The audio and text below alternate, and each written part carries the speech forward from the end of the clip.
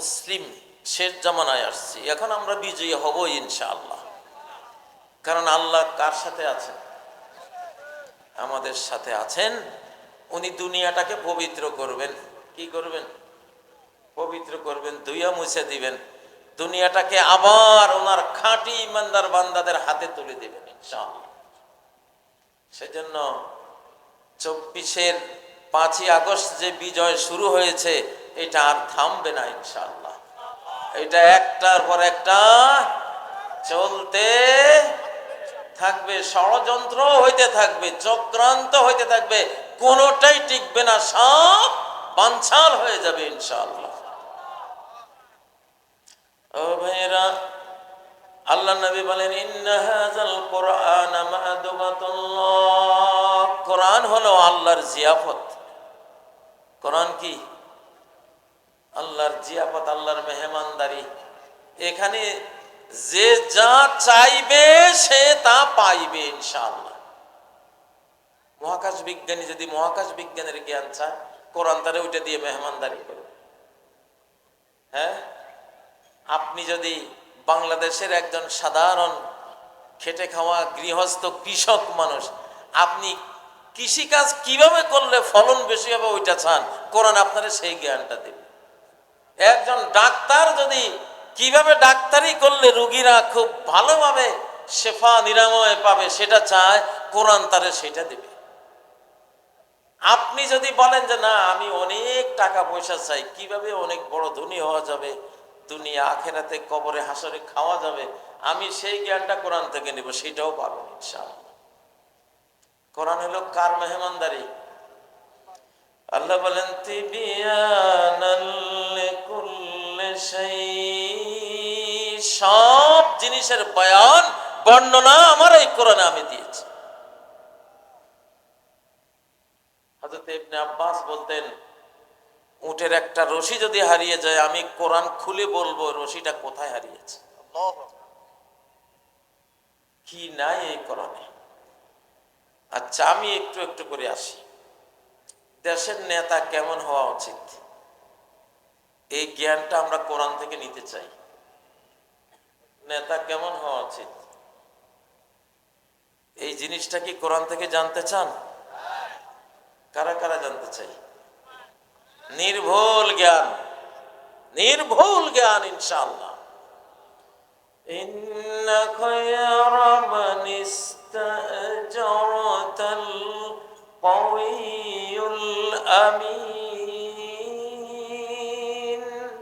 তুমি ইন্না খায়রা মান ইসতাজারাতা, যাকে তুমি শ্রমিক হিসাবে নিয়োগ দিবা, কর্মকর্তা হিসাবে নিয়োগ দিবা, কর্মচারী এমপ্লয়ি হিসাবে নিয়োগ দিবা, যারে কোনো কাজের দায়িত্ব তুমি দিবা, তার মধ্যে সর্বোত্তম ব্যক্তি হলো ওই ব্যক্তি, ওই মানুষ যার মধ্যে দুইটা কোয়ালিটি আছে। কয়টা? দুইটা। এক নাম্বার আল কওয়ি, দক্ষ। কি? দক্ষ, শক্তিশালী। আল আমিন মানে বিশ্বস্ত, আমানতদার। দেশ বিক্রি করবে না। কি করবে না? দেশ বিক্রি করবে না। আমানতদার, দেশের একটা ধূলিকণা পর্যন্ত তার কাছে আমানত রয়েছে, সেটা বিশ্বাস করবে। দেশের প্রতিটি স্বার্থ তার কাছে আমানত। 20 কোটি মানুষ যা চায়, তাদের চাহিদা মতো এই দেশের কল্যাণ করা, উপকার করা, দেশের স্বার্থ রক্ষা করা তার কাছে আমানত। যেই নেতা এটা বিশ্বাস করে, সেই নেতাকে কোরআন বলে, হ্যাঁ, নেতৃত্বের একটা কোয়ালিটি তোমার আছে। আর যদি এমন হয় আমার দেশের স্বার্থগুলি সব বিদেশকে এমন ভাবে দিয়ে দেয়, বিদেশ কখনো তারে বলতে পারে না, তো এটা হলো চোর। এটা কি? আমিনের বিপরীত হলো সারেক, চোর।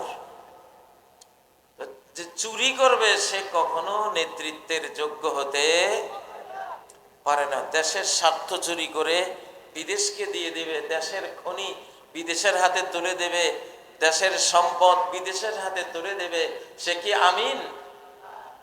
বিশ্বস্ত বন্ধু, যাকে বিশ্বাস করা যায়, তার হাতে দেশের কর্তৃত্ব দিয়ে আমরা ঘুমাতে পারবো যে ইনশাআল্লাহ আমার দেশ, আমার দেশের স্বাধীনতা, দেশের সবচেয়ে বড় স্বার্থ, সবচেয়ে বড় সম্পদ হলো স্বাধীনতা।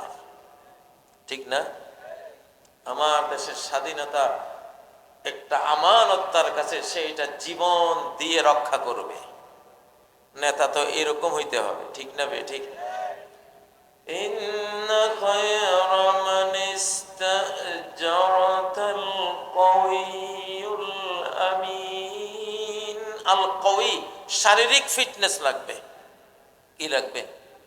শারীরিক ফিটনেস লাগবে। নেতা হইতে হলে শরীরটা সুস্থ সবল হইতে হয়, সুস্থ ব্রেইন ওয়ালা হইতে হয়, দক্ষ, সে শিক্ষিত হইতে হয়, দেশ চালাইতে যতগুলি যোগ্যতা লাগে এই সব যোগ্যতা তার কাছে থাকতে হয়। তবে বাংলাদেশে সবচেয়ে বড় প্রয়োজন হলো দ্বিতীয়টা, আল আমিন, বিশ্বস্ত। সে বিশ্বাসঘাতক না, সে মির্জাফর না, সে কি না? আল আমিন। কেমন আমিন? আল্লাহু আকবার। হযরত ওসমান রাদিয়াল্লাহু তাআলা আনহুকে দেখা গেল রাষ্ট্রীয় তুলার হেফাজতের দায়িত্ব ওনাকে দেওয়া হলো। তুলা বাতাসে উড়ে নাই, আর উনি বাতাস থেকে তুলা কাড়ি নিচ্ছেন। পিঁপড়া গম নিয়ে যাচ্ছে, রাষ্ট্রের গম, উনি পিঁপড়া থেকে, পিঁপড়ার মুখ থেকে গম কেড়ে নিয়ে যাচ্ছে। এটা আমার পাহারাদার, নিতে দেব না। সুবহানাল্লাহ। আবু হুরায়রা খেজুর পাহারা দিচ্ছেন, এক লোক এসে খেজুর নিয়ে যাচ্ছে, ধরলেন, কই নিয়ে যাও? বললো যে আমি খুব গরিব, আমার তো খাবার নাই, দাবার নাই, বাচ্চারা অনাহারে, এই জন্য নিচ্ছি। একবার, দুইবার, তিনবার, প্রতি রাতে সে দারিদ্রের কথা বলে চুরি করতে আসে। দরিদ্র হিসেবে উনি দয়া করছিলেন। তৃতীয় রাত বলেন, আজকে আর ছাড়াছাড়ি নাই, আজকে তোমারে আল্লাহ নবীর কাছে আমি নিয়ে হাজির করাবো, বিচার হবে তোমার। দারিদ্রের কারণে আর ছাড়ছেন না, কারণ আমার এত পারমিশন নাই, তোমাকে প্রতিদিন এইভাবে আমি ছাড় দেব। দেশে তো গরিবের অভাব নেই, তুমি কেবল গরিব, গরিব আরো আছে না? পরে সে বলল, আবু হুরায়রা আজকের মতো ছেড়ে দেন, আর কোনোদিন আসবো না। তবে আমি আপনারা একটা জিনিস শিখাই যাই, যে আপনি যখন ঘুমাতে যাবেন, ঘুমাতে গেলে আপনি আয়াতুল কুরসি পড়বেন। আয়াতুল কুরসি পড়লে আকাশের একজন ফেরেশতাকে আল্লাহ নিয়োজিত করবেন আপনার বডিগার্ড হিসেবে, নাইট গার্ড হিসেবে। আর সেই রাত্রে কোনো ইবলিস, শয়তান, জিন আপনার দ্বারে কাছে আসবে। আবু হুরায়রা আয়াতুল কুরসির লোভনীয় শিক্ষা পেয়ে উনি ছেড়ে দিলেন। পরে নবীজির কাছে আসলেন, বললেন লম্বা কাহিনী। নবীজি বললেন, ছিল আবু হুরায়রা এই লোকটাকে? এটা তো ইবলিস। এটাকে বাংলাদেশের বর্তমান যে পরিস্থিতি চলছে, বাংলাদেশ এখনো মুক্ত হয় নাই, এখনো মুক্ত হয় নাই। বিশ্বে এখন বহু ধরনের ভয়ঙ্কর ঘটনা ঘটতে থাকবে একের পর এক। এগুলি ঘটতে ঘটতে ঘটতে তারপরে চূড়ান্ত ফাইনাল মুক্তি আমাদের আসবে ইনশাআল্লাহ। তো আমাদের মুক্তি নিতে হবে কোরআন থেকে, শিখতে হবে কোত্থেকে? সেফটি, সিকিউরিটি এবং মুক্তির সবচেয়ে বড় পয়েন্ট হলো তাওহীদ। কি? তাওহীদ, একত্ববাদ। সর্বাবস্থায় হৃদয় মন আল্লাহর সাথে গেঁথে রাখা। কার সাথে? হযরত ইব্রাহিম আলাইহিস সালামকে যখন আগুনে ফেলা হলো, বিশাল অগ্নিকুণ্ডে নিক্ষেপ করা হলো, জিবরাইল আমিন এসে বললেন, হে ইব্রাহিম, আপনার কি কোনো প্রয়োজন আছে? আপনার কি কোনো রক্ষা, আত্মরক্ষার কোনো আমার কাছে দরকার আছে? তাহলে আমি আপনার জন্য ব্যবস্থা নেই। হযরত ইব্রাহিম এতটা আল্লাহবাদী ছিলেন, এতটা আল্লাহওয়ালা ছিলেন, বললেন, আম্মা ইলাইকা ফালা, ও জিবরাইল, আপনার কাছে আমার কোনো দরকার নাই। জিবরাইল আলাইহিস সালামের 600 পাখা। কয়শো পাখা? লহু সিদ্দুমিয়াতে জানাত, 600 পাখা একটা পাখা দিয়ে কমে লুত লুত আলাইহিস সালামের রাষ্ট্রকে আকাশে তুলে উপরে ফেলে দিয়েছিলেন। এত বড় পাওয়ার সেই জিব্রাইলের কাছে হযরত ইব্রাহিম বললেন, আপনার কাছে আমার কোনো দরকার নাই। এই কথা বলে বললেন, হাসবি আল্লাহ, বলেন হাসবি আল্লাহ ওয়া নি'মাল ওয়াকিল। আল্লাহ সাফিসিয়েন্ট, একেবারেই যথেষ্ট আমি ইব্রাহিমের জন্য, যে এখন এই অগ্নিকুণ্ডে পড়বে, কেউ নাই আমার ধারে পাশে সাহায্য করার, কিন্তু আমার আল্লাহ আছেন কি নাই? ভাই এটা একটা নফল কথা না, এটা ফরজ কথা। কি কথা? আপনি বিপদের সময় কি বলবেন? হাসবি আল্লাহ। মনটা সম্পূর্ণ সঁপে দিবেন কার কাছে? এটা তাওহীদের মাসালা, ঈমানের মাসালা, এটা ফরজ ঈমান, এটা ফরজ তাওহীদ, যে মনটা সম্পূর্ণ সঁপে দিতে হবে যে আল্লাহ এই বিপদ থেকে উদ্ধার করার আমার তুমি ছাড়া কেউ নেই। মন সম্পূর্ণ আল্লাহর কাছে পেতে দিয়ে আপনি যদি হযরত ইব্রাহিমের মতো ঈমান অন্তরে পোষণ করেন, আল্লাহ আপনাকে বাঁচাবে ইনশাআল্লাহ, আল্লাহ আপনাকে রক্ষা করবে ইনশাআল্লাহ।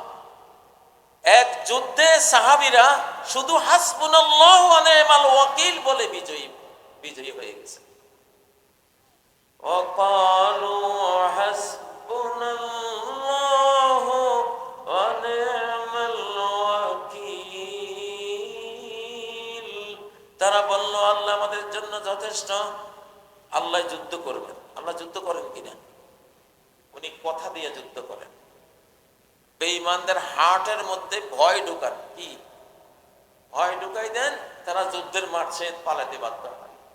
আল্লাহর যুদ্ধের পাঠ হবে সবসময় তার শত্রুদের অন্তরে কি ঢুকানো?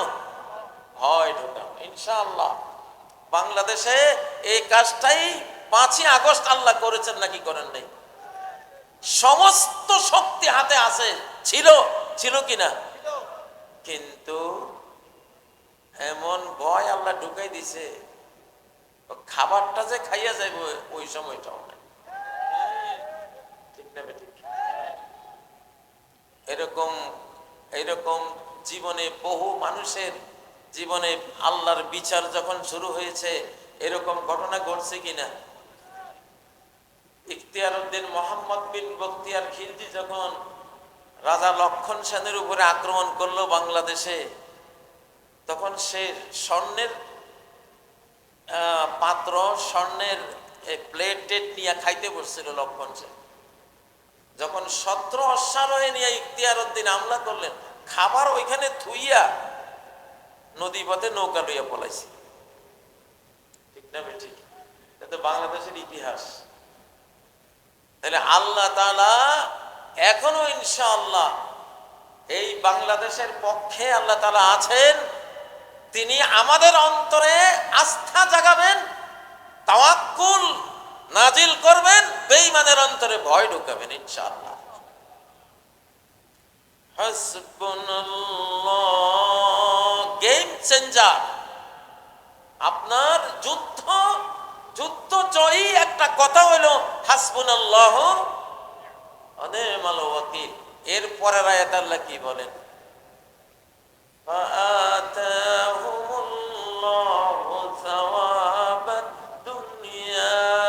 এই কথা বলার কারণে আল্লাহ দুনিয়ার পুরস্কার তাদেরকে দিলেন, পরকালের সুন্দর বিনিময় তাদেরকে দিলেন। যুদ্ধ জয়ও দিলেন, আবার জান্নাতও দিলেন। কোন কথার কারণে? হাসবুনাল্লাহ ওয়া নি'মাল ওয়াকিল। বাংলাদেশে যদি কোনো আক্রমণ হয়, গোটা বাংলাদেশি জাতি যদি এই দোয়া পড়া শুরু করে, হাসবুনাল্লাহ ওয়া নি'মাল ওয়াকিল, আল্লাহর মাইরে ইনশাআল্লাহ শত্রু নিপাত হতে বাধ্য ইনশাআল্লাহ। এখানে কোটি কোটি আল্লাহর ঈমানদার, সাচ্চা ঈমানদার আছে না নাই? হযরত শাহজালাল রহমতুল্লাহ আলাইহি যখন গৌর গোবিন্দ ব্ল্যাক ম্যাজিক দিয়া অগ্নিবাণ দিয়ে পুড়ি দিতে চাইছিল, উনি তো এইসব দিয়েই তো তার অগ্নিবাণ নিভিয়ে তাকে পরাস্ত করে এমন তাকবীর দিলেন, গৌর গোবিন্দের রাজপ্রাসাদ ভেঙে চুরমার হয়ে গেল। ঠিক না বেঠিক? লিল্লাহি তাকবীর, লিল্লাহি তাকবীর। আমাদের যুবকদের পৃথিবী, সামনের পৃথিবী ইনশাআল্লাহ। আমাদের এই পৃথিবীটা সামনে কারা চালাবে? যুবকরা চালাবে। কারণ যুবকরা প্রযুক্তি বেশি বুঝে, তো আমরা পুরানা ম্যানুয়ালটা বুঝি, অত ডিজিটাল বুঝি না। ঠিক না? এই জন্য যুগটা হলো ডিজিটাল। ইমাম মাহদী আসবেন 40 বছর বয়স নিয়ে, ঈসা আলাইহিস সালাম আসবেন 33 বছর বয়স নিয়ে। কত বছর? মাত্র 33 বছর বয়স। তিনি আসমানে আছেন, 33 বছর বয়স নিয়ে আসমানে উঠে গেছেন, এখনো সেই বয়সেই আছেন। ঈসা আলাইহিস সালাম যে বিশ্ব শাসনের জন্য নামবেন, এটার উপরে ঈমান রাখা ফরজ না নফল? আল্লাহ বলেন ওয়াইন্নাহু লাইলমুল লিসসাআতি ফালা তামতারুন্না বিহা। হযরত ঈসা আলাইহিস সালাম লাইলমুল লিসসাআ, কিয়ামতের আলামতগুলির একটি আলামত। কে? ঈসা আলাইহিস সালাম কিয়ামতের আগে তিনি নামবেন, তারে দেখে কিয়ামতের জ্ঞান হবে যে পৃথিবীর বয়স আর খুব একটা বেশি নাই। ফালা তামতারুন্না বিহা, কিছুতেই তোমরা এই বিষয়ে সন্দেহ করবে না। 7 মহাদেশের সমস্ত আহলুল কিতাব, আসমানে কিতাব প্রাপ্তরা ইসলাম কবুল করে ফেলবে যখন ঈসা আলাইহিস সালাম পৃথিবীতে আসবে ইনশাআল্লাহ। ও ভাইয়েরা, তো বাংলাদেশের এখন যে অবস্থা চলছে, এই অবস্থায় আমরা চাই এমন সব লোকেরা বাংলাদেশের কর্তৃত্ব নেতৃত্ব নেক, যারা এই বাংলাদেশের স্বাধীনতাকে আকাশের সমান সমুন্নত করে রাখতে পারে। ঠিক না বেঠিক? ইসলামের সবচেয়ে বড় শিক্ষা যে মানুষ শুধু আল্লাহর কাছে গোলাম, আর কারো কাছে সে গোলাম না, কারো কাছে সে পরাধীন না। ঠিক নয় কি? ইসলামের সবচেয়ে বড় শিক্ষাই। সাহাবায়ে কেরাম কোন অভিযানে গেলে যখন জিজ্ঞাসা করা হতো আপনারা কি নিয়ে আসছেন, আপনাদের মিশন ভিশন কি, তারা বলতেন জি ইনা লিনুখরিজাল ইবাদ মিন ইবাদাতিল ইবাদ ইলা ইবাদাতি রাব্বিল ইবাদ। আমাদের ফার্স্ট ভিশন মিশন হলো আমরা মানুষকে মানুষের গোলামি থেকে বের করব, বের করে যে আল্লাহর গোলাম শুধু সেই আল্লাহর গোলামি করবে, আর কারো গোলামি সে করবে না। কারা রাজি আছেন এই স্বাধীনতা নিতে?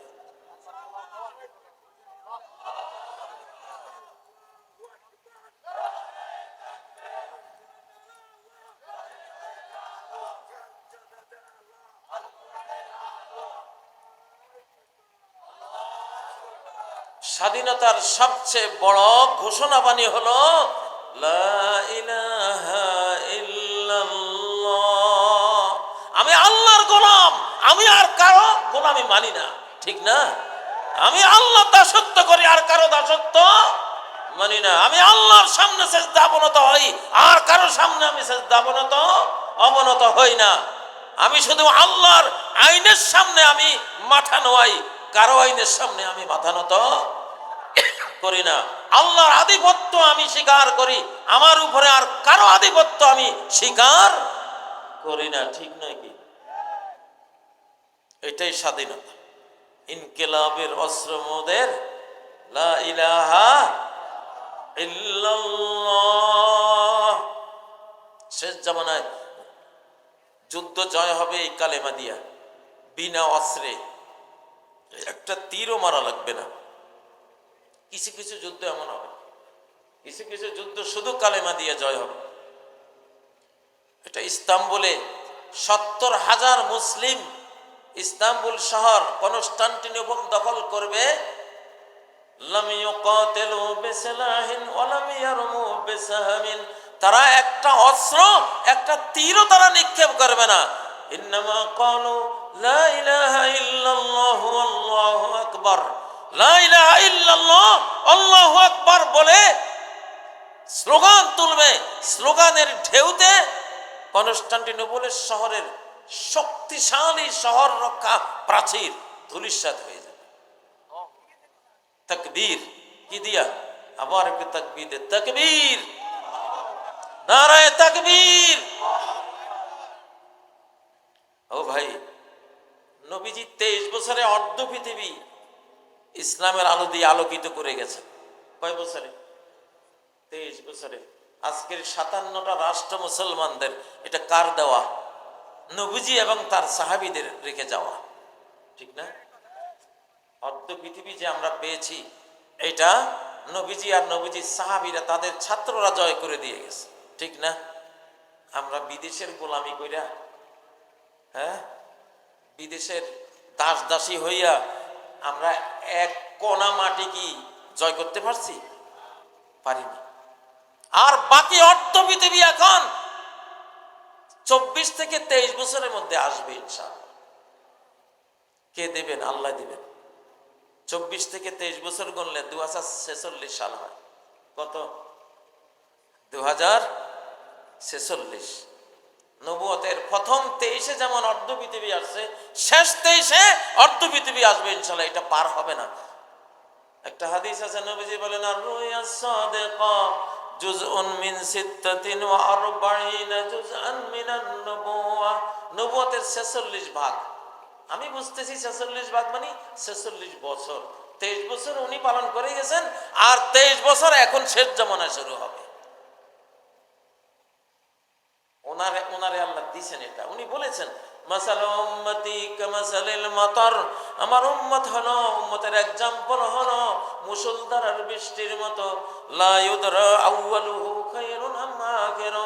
এটা জানা যাবে না যে এই বৃষ্টি ধারার প্রথমটা বেশি উত্তম না শেষটা বেশি উত্তম। এটা বুঝার কায়দা না, মানে সমান সমান হয়ে যাবে। আমি 23-এ যা করছি, আমার শেষ জামানার উম্মতেরা শেষ জামানার 23 বছরে ইনশাআল্লাহ ওই রকম করে ছাড়বে। নারায়ে তাকবীর, নারায়ে তাকবীর। ও ভাইয়েরা, তাহলে বাংলাদেশে সবচেয়ে বেশি নেতৃত্বের যেই গুণের অভাবে আমরা 350 বছর গোলামির জিঞ্জিরে আমরা কষ্ট পেয়েছি, সেটা হলো তার মধ্যে আমিন, আমানতদারি নেই। সে দেশের মানুষের বিশ্বাস রক্ষা করে নাই।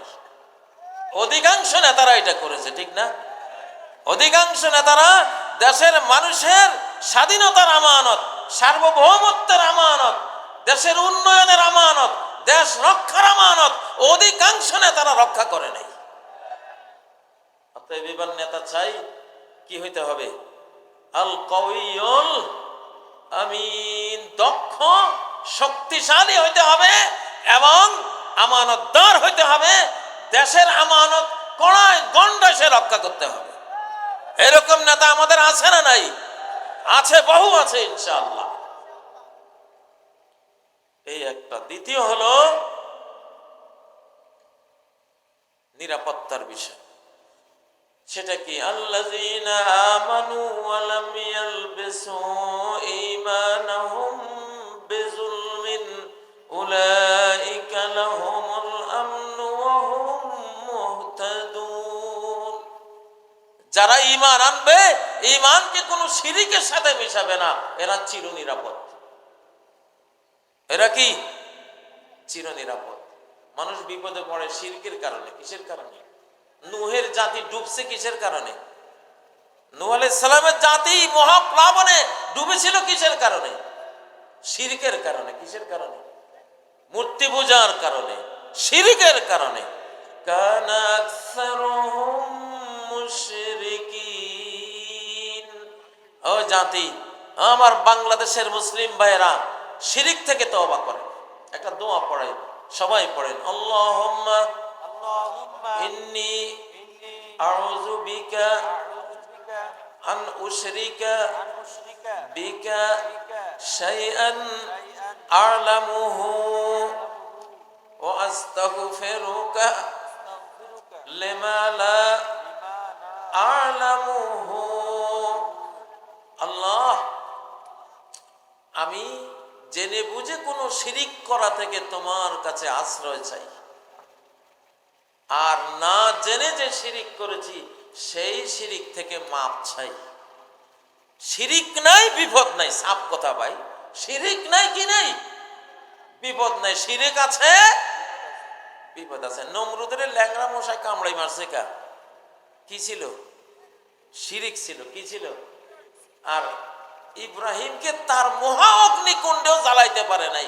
কি ছিল? তাওহীদ ছিল। কি ছিল? তাওহীদ আছে, মুক্তি আছে। শিরিক আছে, ধ্বংস আছে। ঠিক না বেঠিক? যুগে যুগে প্রমাণ হয়েছে। নূহ আলাইহিস সালামের জাতি, নূহ আলাইহিস সালামকে আর জাহাজে বেঁচে গেলেন ওনার 70-80 জন তাওহীদবাদী নিয়া, আর ওনার গোটা জাতি কেন ডুবে গেলেন? কি ছিল ওই জাহাজের যাত্রীদের, আর কি ছিল ডুবন্তদের? জাহাজের যাত্রীদের কি ছিল? তাওহীদ ছিল। কি ছিল? তাওহীদ। তাওহীদ কি আমানত সিনো মে হামারে। তাওহীদের আমানত আমাদের সিনার মধ্যে থাকবে ইনশাআল্লাহ। তাহলে আর আমাদেরকে কেউ মিশাইতে পারবে না, ধ্বংস করতে পারবে না। নূহ আলাইহিস সালামের ছিল তাওহীদ, আল্লাহ জাহাজ বানাইয়া নাজাত দিয়ে দিয়েছেন। ওনার জাতির ছিল শিরিক, মূর্তি পূজা, কবর পূজা, তাবিজ পূজা, বট গাছ পূজা, তুলসী গাছ পূজা, তারপরে পীর পূজা, ফকির পূজা, ব্রাহ্মণ ঠাকুর পূজা, ফাদার পূজা, গুরু পূজা। এইসব শিরিকের কারণে তারা ডুবে গেছে। ঠিক না বেটি? মূসা আলাইহিস সালাম এমন কি ছিল, মুষ্টিমেয় কিছু উম্মত নিয়া উনি সাগরের বুকে মানলেন। 12টা বিশ্ব রোড তৈরি হয়ে গেল এক বাড়িতে, এক আঘাতে। কয়টা বিশ্ব রোড? শক্তিটা কি ছিল? তাওহীদ। কি ছিল? তাওহীদের শক্তি। ওই লাঠিটা ছিল আল্লাহর একত্ববাদের লাঠি। ঠিক নয় কি? উনি বলেছিলেন, কাল্লা ইন্না মাইয়া রাব্বি সায়াহদিন। আমার সাথে আমার রব আছেন, শীঘ্রই উনি রাস্তা বের করে দেবেন। আর অমনি ওহী আসলেন, উনি লাঠি মারলেন, রাস্তা বেরিয়ে গেল। আর ফেরাউন 10-12 লক্ষ দুর্দর্শ আর্মি বাহিনী নিয়ে একই পথ দিয়ে যাওয়ার সময় ডুবে আন্ডা বাচ্চা সহ সব মারা পড়লো, একটাও বাঁচলো না। দোষটা কি ছিল? শিরিক ছিল। কি ছিল? শিরিক ছিল। জাহান্নামে এই উম্মতের কেউ যদি জ্বলে, শিরিকের কারণে জ্বলবে। আর যদি বাঁচে, তাওহীদের কারণে কি বাঁচবে। আরব দেশে গিয়ে দেখবেন ওরা অনেকে অনেক ইসলামী আমলের দুর্বলতা আছে, কিন্তু শিরিক নেই। শিরিক নেই। কোন তাবিজ তোমার গলায় দেবে না। তাবিজ শুধু কোরআন দিয়ে, শুধু হাদিস দিয়ে দিলে ক্ষেত্র বিশেষে জায়েজ আছে, ওইটা শিরিক না। বাট এটা যে শুধু কোরআন দিয়ে লেখছে, এই গ্যারান্টি কে দেবে? আমি তো তাবিজ খুলে খুলে দেখছি, শতকরা 99টার বেশি তাবিজ পাইছি শিরিকওয়ালা। আয়াত লেখে, হাদিস লেখে, সাথে ইয়া কেতমির, আযাবে কাহবে, 7 কুকুর, আরো ওই কিনা কয় কেতমির, জিব্রাইলের নাম লেখে, জিনের নাম বদ্দু, ইয়া বদ্দু, বদ্দুর নাম লেখে। সৃষ্টির কাছে আশ্রয় চায়, শিরিক করে। কি করে? এই জন্য শিরিক থেকে বাঁচতে হলে বাংলাদেশে তাবিজ থেকে বাঁচতে হবে। কি থেকে বাঁচতে হবে? যদি তাবিজের ভিতরে আল্লাহ ছাড়া কারো কাছে আশ্রয় চাইয়া সে আরবিতে কিছু লেখে, ওটা তাবিজ না, ওটা একটা গণেশ। ওটা কি? তুমি যদি গলায় গণেশ লটকাও, কোন ইবাদত বন্দেগী হবে? নবীজির কাছে 10 জন গেলেন বাইয়াত নিতে, সবার হাতে তিনি বাইয়াত নিলেন। একজনের দিকে হাত বাড়িয়ে তিনি হাত গুটিয়ে নিলেন, বাইয়াত নিলেন না।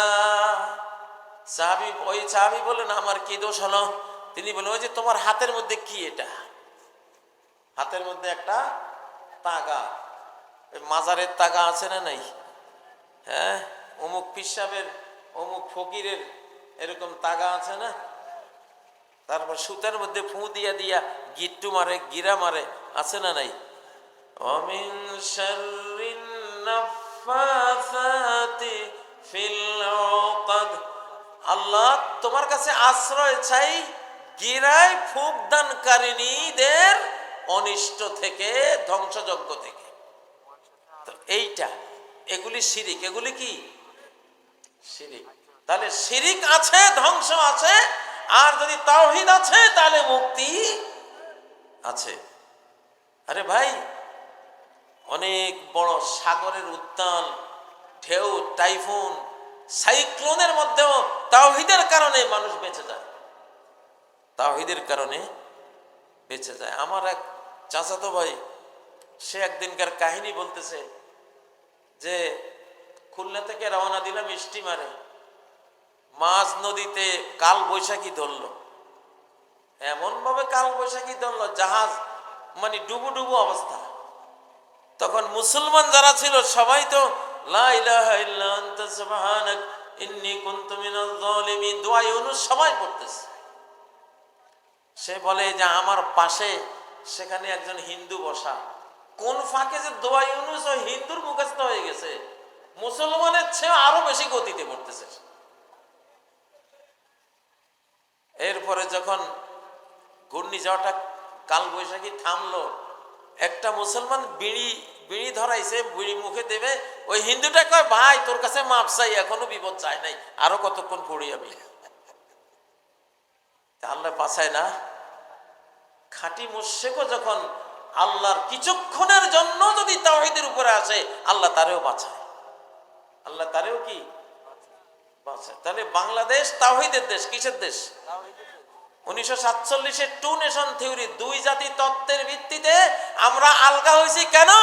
আমরা শিরিক করতে পারবো না, আমরা মূর্তি পূজা আমরা করব না, আমরা তাওহীদবাদী, এক আল্লাহ ছাড়া কারোর সামনে মাথা নোয়াবো না। আমাদের এই মানচিত্র এই জন্যই তো নিয়েছি আমরা, ঠিক না বেঠিক?